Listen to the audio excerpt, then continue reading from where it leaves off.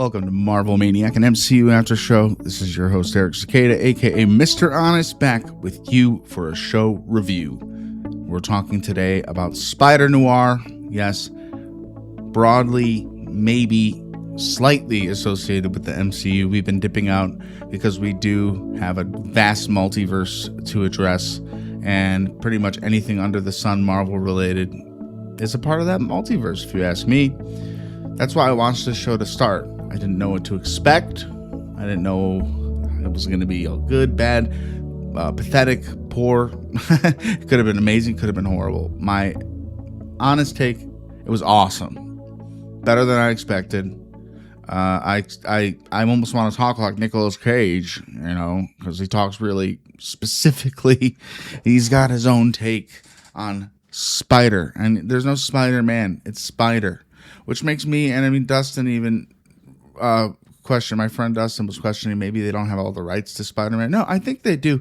I think they just had creative choices that they ran with on this show, and to separate this Spider-Man from other Spider-Men, we have Ben Reilly instead of Peter Parker, who is a clone in the comics, who is of Peter, who comes to kill Peter, but they kind of just use that name. Interesting that Ben is his name when Peter has an Uncle Ben. While that might be coincidence, you could always speculate. There wasn't really a moment in this show where I felt bored or picked up my phone or honestly lost interest. I thought the show really exceeded my expectations because, Nicolas Cage is just phenomenal. Let me just say this. If this weren't a Spider-Man show, and I watched this show just watching Nicolas Cage be this character, but not related, I think it would still be a great show, which kind of tells you the Iron Man 3 vibes. Tony Stark, aka Robert Downey Jr., carries the character so well that we don't need him in the suit the whole story, because the character is so intriguing and pops on camera, where every scene he has, it's intriguing, and we just are hanging on to every word the guy's saying. So yeah, it was better than I thought it'd be. I underestimated this show. I do think maybe we should just talk about spoiler warnings. I'm going to be talking about the show in broad strokes here. This isn't going to be a detailed breakdown of everything that happened. This is just going to be me reacting. I just finished the last episode and I had to come to the mic and I wanted to talk about it a little bit. So spoiler warning for the entire show of Spider-Noir. I highly recommend it, though, and come back when you're ready if you haven't seen it yet. Or if you don't care, you could just stay and listen to this. So Spider-Noir could have not happened. Why? Because we didn't need it. We didn't ask for it, but we kind of were intrigued, in my opinion. I always knew this was coming for a very long time, and I never knew what to think about it because I'm not a huge fan of the noir type take. However, this show leaned into the noir essence, and it picked out the perfect Spider-Man story among that genre, and I think that genre really, really worked well with Nicolas Cage as an actor and the decisions they made to make the show exciting, out of the supervillains or just the villains like Silvermane, Megawatt, who I thought was Electro, but I guess he didn't want to go by Electro, or is it just a nod to Electro, or maybe there's another Electro? I don't know. So let's talk about the world of the show. It's got such a great atmosphere. I watched it in color. What did you watch it in? Did you go black and white the first time, or color? I'm a color guy. I'm more attracted to beautiful scenery and whatnot. Black and white's harder for me to pay attention, although I like the show so much that I'd be willing to go back and watch it in black and white, most likely before the inevitable season 2, which I think this show earned. I think the show should have a season 2, absolutely. Black and white presentation, I'm sure, would make the watch much more immersive, especially if you like the show already. That's why I'm thinking maybe I will go back and watch it at some point in black and white, just for comfort. The detective feel works. It all blends together like the perfect mix of Spider-Man and something new of the Spider-Man story that we've never seen before on screen. And it goes to prove that there can never be too many Spider-Men if they're done right. This one was done phenomenally. The only thing I don't like, the one tiny thing, is that in Into the Spider-Verse, when we meet Spider-Noir by Nicolas Cage, it's another multiversal variant or just a retcon, because he was going by the name Peter Parker in that universe when we met him. But this has been Reilly, a creative choice. He does kind of make a nod in like the first few episodes, I think, about the multiverse, or about going, a little tiny nod to Into the Spider-Verse. But I don't think the name change is bad. The way I would look at it is he is another variant of Spider-Man Noir, and one multiverse it's Peter Parker, and in this one it's Ben Reilly. And I think they did that to also separate itself from the main Spider-Man story that we know and love so well, to give it its kind of original authenticity. And we see that in the way the show flows. We see a lot of Nick Cage doing actual detective work. Ben Reilly is a character in that of himself. He's almost like your classic, almost like a exaggeration of what you'd expect a guy to talk like in a show like this. Like, we're gonna get to the bottom of this. See, it's my best accent of Spider-Man Noir. The show balances comedy with depression, loneliness, and a beautiful pinch of corruption. Feels so different from the original Spider-Man for a few reasons. I mean, one is obviously going to be the settings. When I'm watching a modern Spider-Man story, I'm always wondering what type of cameo can come in, or what can make this better in the real modern day. But when we're looking at the noir in the 1950s and the feel of the older times, it's just got its own vibe. And to see Spider-Man put into that mix, it's just this concoction of awesome. Almost like when they introduced sweet potato fries to the world. Like, oh, I never had that. Is it going to be good? Is it going to work? Yes, it works. They're delicious. And so was this show. I ate up every minute of it. This isn't really a superhero show. It's a detective show starring a superhero. And that wouldn't work. The thing that works, I'll say it again, about this show is Nicolas Cage. And I'll say the beginning part, with him swinging around the city, obviously the highest budget, grab your attention type thing, was kind of his quick origin. He lost his wife, and he kind of lost himself, his identity. This is like 15 years into his story as a Spider-Man, so he's been doing this for a long time. I mean, I think he did it for 10 years and then kind of quit for 5 more years, and that's where we meet him. And we kind of get that information pretty quickly in the first episode, but then a little bit more detail across the series. I'm going to go into something like this when I do my She-Hulk episode, which should be coming in a week or two. I'm debating on Spider-Man Across the Spider-Verse next to kind of complete that arc, and then She-Hulk, or vice versa. I might do She-Hulk retrospective next week and then Spider-Verse. But just know there's some fun episodes coming up as well.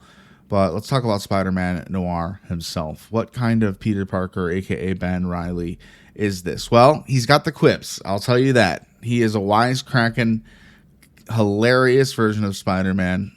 They never say Spider-Man. It's always Spider-Noir, which is interesting to me, which is what brings me to the question of, was there limits from Sony on what they could and couldn't use? Is Megawatt a comic hero that I haven't Googled because I wanted to come right to the mic and just talk about this? I don't know. I thought I liked Megawatt as a villain quite a lot. I thought that actor portrayed him so well. I thought might as well just call him Electro, but that's not the name he went with in the show.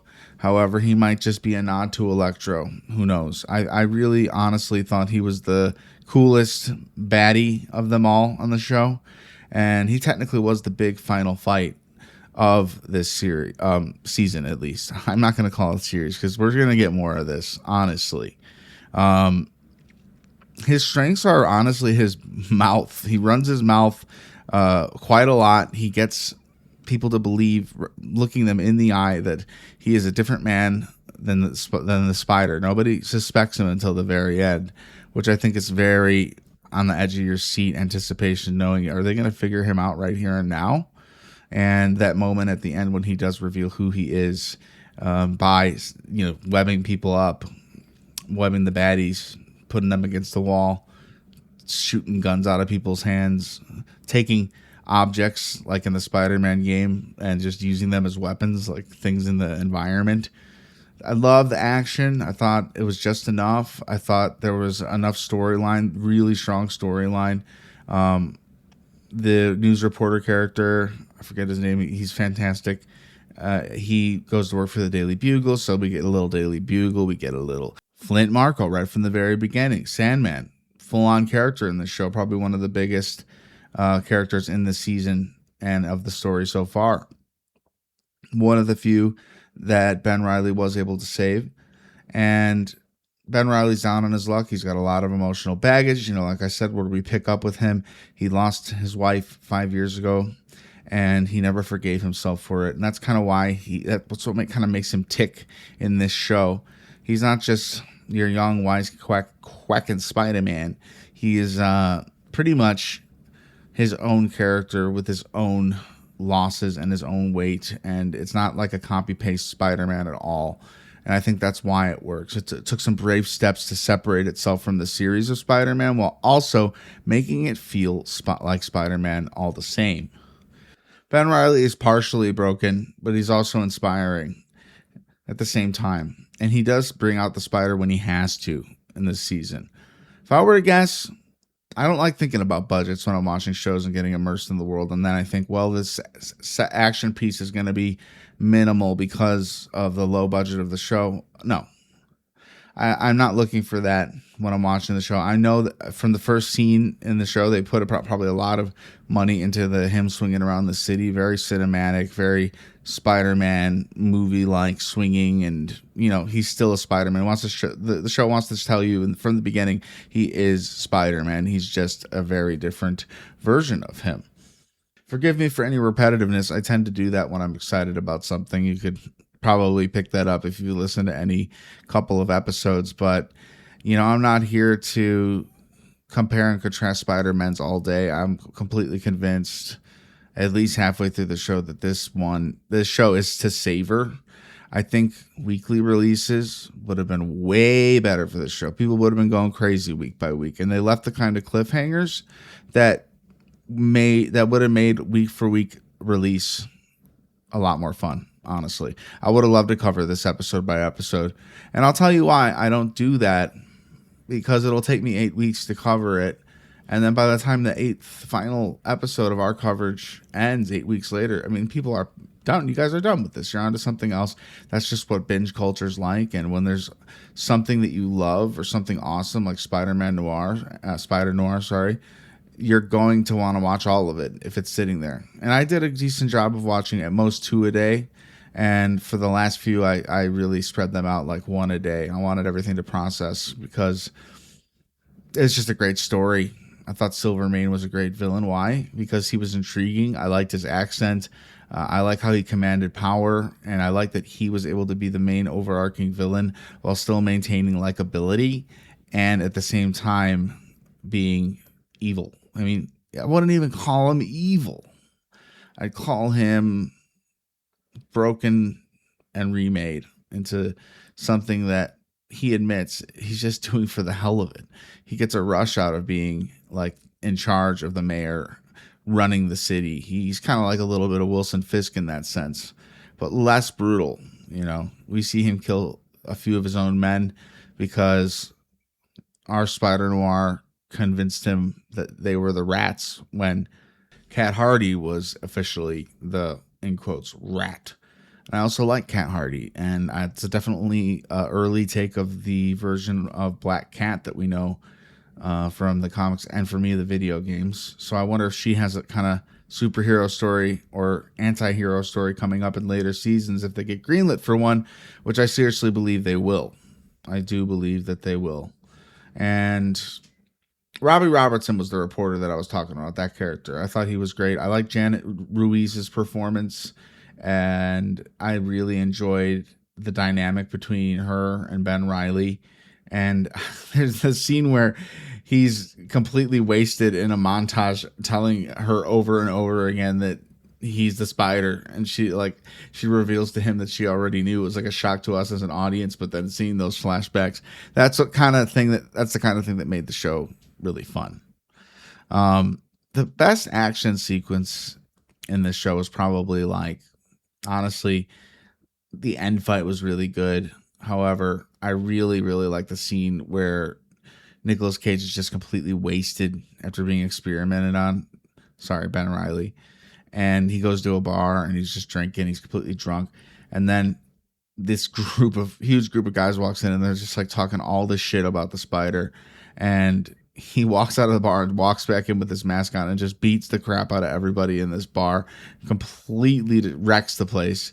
And the guy who's standing behind the bar, well, if you watch The Office, I don't know the actor's name. God, I should be telling you, but you know, I'm just trying to lay it all out here. That guy literally is Roy's brother on The Office. Roy being Pam's first fiance and kind of Jim's antagonist. I don't really ever hear it referred to as that because it's a little dramatic. However, he didn't have a lot of lines, but I'm such an Office fan, and if you are too, you probably would have recognized that was him. I like the conflict and emotions in terms of like the love story. I like how they introduced Sandman in the first episode, and I like how they subtly were able to incorporate that he had powers by putting the sand on his face. Probably, honestly, if we're looking back at it like more of a budget thing, but like, I don't know, it didn't bother me as much. Like they used enough to show that he was fully made of sand plenty of times, and I totally bought it. Lonnie Lincoln, the man who they cured first and was just incredibly strong and super powered, that Robbie Robertson kind of had a little bit of a bond with. They took good care of him. I thought he was a good complex character to just kind of throw into the mix. And again, Silvermane, very good. He didn't have much action, but the way that Cat Hardy took him out in the end, I thought that was pretty, I don't know, it was pretty cool. I appreciated that because you think he'd have something up his sleeve, a final fight. No, he was an interesting character that ran things behind the scenes. But when the overpowered people started to realize that he is just a guy and they're superpowered, his own people turned on him. So he was a dying breed from the beginning, but he held so much conviction that it just made you wonder what else is he completely capable of. Adding a lot of pressure was one of the answers to that. The most emotional scene is that awesome episode where, this awesome moment where Cat Hardy, she puts Ben Reilly to the test because she's so sure that he is the spider. She falls out the window, and then we see the web catch her, reminding me a little tiny bit of the death of Gwen Stacy in the comics and in Amazing Spider-Man 2. And like she could have hit the ground and died, but the whole point was he saves her and then they kiss. And that brings up this kind of like love triangle between Cat, Ben, and Kingpin, aka Flint Marko, who was portrayed very good by the actor Jack Houston. I don't usually give the actor names on here, but I have the IMDb up now because I wanted to be reminded of the big characters. I even thought the mayor was good. Like, I don't know what else he's been in. I feel like I know him though. I did feel like I recognize him from a few things. So the show runs hot. There's always something lighting a little bit of a torch under it to keep the plot intriguing. I really want to know what you thought, if you liked it in black and white, and how much that changed your perspective of the show. Maybe I'm almost so curious to go back and watch at least a few episodes, maybe the finale in black and white, and just see what the feel's like. I loved it. I honestly want more of this, and it's not me saying I want more Spider-Man shows, but if they can do them like this, open up the multiverse, make this character, as unique and also as Spider-Man as can be at the same time. This show did it. They just freaking did it. And, it was a long shot in my mind that it was going to be like this, like as addicting as the show was. I think this universe does deserve more stories, and yeah, I'm excited for that. So let's talk about one thing to get it out of the way. I'm going to bring it up. Secret Wars. Could Spider-Noir show up in Secret Wars? Absolutely he can. But will he? I don't know. I think he has the potential for it. Sony has the ultimate say, especially with this show and releasing it to the movie. It's as if we don't have enough characters already. But I think Secret Wars is going to be a lot of cameos with also quick moments and then broad fight scenes and landscape fights similar to the end of Avengers Endgame. I could definitely see him fitting in. I think they could bring Spider-Verse characters, even animated ones, into the real world of Secret Wars, whatever the hell's going to be happening there.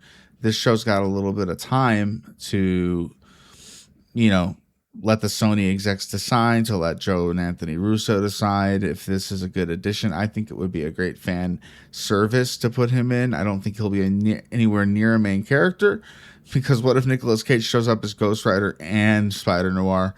Honestly, it's kind of like Chris Evans showing up as the Human Torch and Captain America, and I love it. All the variants. So I think that this is totally capable of happening with the Secret Wars idea with this character. But don't keep your hopes up. This is still a great show, regardless. It's still a multiversal show. I don't think whether or not he's in Secret Wars is going to determine if he gets more episodes and more story. I think we're going to get more story. I think there's plenty of room for like a 3 to 4, maybe 5 season run of this show. But who knows? We may only get 2. Keep it in good shape while it's highly acclaimed, instead of the Walking Dead treatment where we run this shit into the ground nonstop until it's over. Speed training it to just something we never thought it could be, and losing fans like me along the way. If I were to grade this show, I'd give it an A+. I enjoyed it a lot. Maybe it's just an A. Maybe it could have been a little bit better CGI, but there was nothing too uncanny valley. I thought they did a fantastic job with whatever budget they were given. I would highly recommend it. I did bring up quite a few spoilers, but you might forget what I said and just go watch it anyway. It might be worth it for you if you never thought you were gonna. I can give you the verification that this show is fun. They give you the option, unlike any other show maybe in existence, to watch it in black and white or in color. And color it didn't feel like they just threw on the color. It was very pretty. The scenes were really, really special. I thought it was great set pieces and really cool fight scenes. And I followed it really well in color. So I'm also going to say that Spider-Noir is one of the best TV shows I've seen this year, and one of the coolest Spider-Man stories that I've ever seen. I want more. So, next Marvel Maniac is most likely going to be Across the Spider-Verse. However, I do want to do a She-Hulk episode. What are your thoughts? MarvelManiacPod@gmail.com, or join our Discord. It's in the description of this episode. There are pages to Magic Muggle and MCU After Show. It's kind of the honest verse, as we call it, the Discord server. So it's everything that I do, my 2 podcasts, sometimes music, sometimes just chit-chatting about Fortnite and whatnot. I would love a Spider-Noir suit in Fortnite. Please do it. Please do it, Epic Games. Spider-Noir proves that Spider-Man doesn't need bigger explosions or bigger multiverse stakes to be compelling. Sometimes all you need is a broken hero trying to do the right thing in a broken world. And I thought that Ben Reilly pushed through his pain and redeemed himself as Spider-Noir.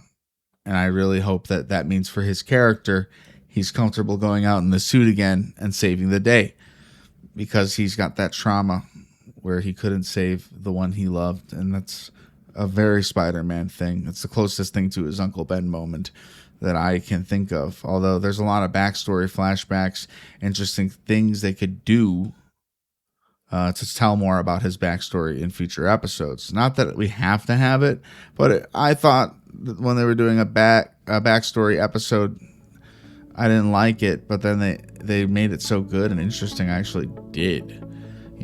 So I even want to go back and watch his moments into the Spider-Verse again, just to compare and contrast the characters. They did a great job of making him look like Spidey when he put the mask on, the glowing white eyes, and also the detective uniform. Loved it. I hope you enjoyed it too. And it would mean a lot if you can rate this show if you like this episode or any other episodes. I'd definitely check our backlog. It's growing, and I'm proud of what I've done. The podcast has changed quite a bit as we've gone, through the weeks and years, and I think we're only advancing and making it better and better. So forgive some of the earlier episodes for finding its footing as it grows, because hey, that's the process. One thing can lead to another, like a cameo in a movie about Miles Morales, and come out a completely different show that grabs your heart, grabs your attention, and makes everything okay. It's a type of show that I could live in. I put it on to fall asleep to. I fall asleep to TV shows. Do you? MarvelManiacPod@gmail.com. Leave a review on the show. Leave a thumbs up, or whatever you are listening on. Write something. Rate it. It means the world to me that you listen. If you could do that, we can get the podcast out to as many fans as possible. I know you're out there, and I salute you. Thank you very, very much. Again, this is Eric Cicada, aka Mr. Honest, your host of Marvel Maniac and MCU After Show. Do you want more episodes like this covering series in one episode, like the Daredevil, Luke Cage, all that? Or do you prefer to go week to week like we just did with Daredevil Born Again? Let me know in the Discord. And until next time, Avengers, disassemble.